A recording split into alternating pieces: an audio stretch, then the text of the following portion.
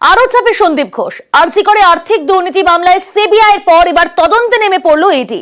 হানা দিল সন্দীপের বেলেঘাটার বাড়ি এবং ক্যানিং এর ভিলায়। বেলেঘাটার বাড়ির গেটের বাইরে প্রায় 3 ঘন্টা অপেক্ষা করতে হয় ইডিকে। তালা খোলার পর বাড়িতে ঢুকেই তল্লাশি চালায়।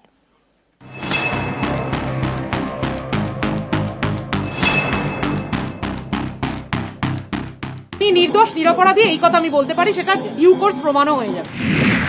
সন্দীপ ঘোষ আরজি করের প্রাক্তন অধ্যক্ষ। আর্থিক দুর্নীতি মামলায় গত 2রা সেপ্টেম্বর তাকে গ্রেপ্তার করে সিবিআই। এই মামলায় তার উপর আরো চাপ বাড়ল, কারণ সিবিআই এর পর এবার তদন্তে ED. Enforcement case information report অর্থাৎ ইসিআইআর দায়ের করে শুক্রবার সকালে ময়দানে নেমে পড়েন ইডি আধিকারিকরা। হানা দেন আরজি করের প্রাক্তন অধ্যক্ষের বেলেঘাটার বাড়িতে। গত 25শে অগস্ট সন্দীপের বাড়িতে হানা দিয়েছিল সিবিআই। গেটের বাইরে তাদের প্রায় 1.5 ঘন্টা অপেক্ষা করতে হয়। শুক্রবারও সেই এক ছবি। সকাল তখন 6:30। সন্দীপের বাড়িতে পৌঁছে যান ইডির 5 আধিকারিক। গেটে তালা, শুরু হয় অপেক্ষা। সকাল 9:30 নাগাদ সেখানে পৌঁছন সন্দীপের স্ত্রী সঙ্গীতা। গেটের তালা খোলেন। প্রায় 3 ঘন্টা পর বাড়িতে ঢোকেন ইডি আধিকারিকরা।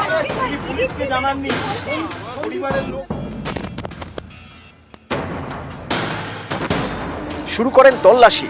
জানা গিয়েছে সন্দীপের income tax return, bank statement সহ নানা নথি খতিয়ে দেখেন তদন্তকারীরা। যে অভিযোগগুলো উঠছে এই অভিযোগগুলো সম্পূর্ণ মিথ্যা। হ্যাঁ, এটা আপনারাও বুঝতে পারছেন। কেন এই মিথ্যাগুলো কেন হচ্ছে তাহলে? আপনারা বুঝতে পারছেন তো? যেটা বুঝতে পারছেন সেটা প্রকাশিত কাগজপত্রে এখনো অবধি কিচ্ছু পাওয়া যায়নি, পাওয়া যাবেও না। আজকে আবার ইডি আসলো আপনাদের বাড়িতে, সিবিআই গ্রেফতার করেছে, আর আপনি বলছেন সন্দীপ বাবু কিছু করেননি?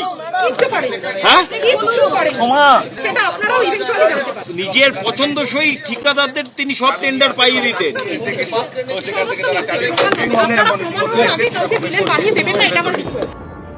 আরজি করের প্রাক্তন অধ্যক্ষের শ্বশুর বাড়ি হুগলির চন্দননগরে। এখানকার পাদ্রিপাড়াতেও এদিন যান ইডি আধিকারিকরা। এই বাড়ির গেটেও তালা। স্থানীয়দের দাবি প্রায় 6 বছর এই বাড়িতে কেউ থাকেন না। শেষমেশ ফিরে যান ইডি আধিকারিকরা। এটাই তো সন্দীপ ঘোষের শ্বশুর বাড়ি। ওনারা এখানে থাকেন?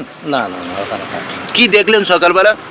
সকালবেলা যেটুকু দেখলাম ওই 6:30 7টা নাগাদ ওই এখানে পুলিশ এসেছিল, সিবিআই টিবিআই লোক ফোক এসেছিল, ভিড়ে ভিড়। এবার তো সামনে গিয়ে কিছু আমরা বলতে পারবো না, ওইটুকুই দেখলাম। তারপর ওরা দেখে চলে গেল।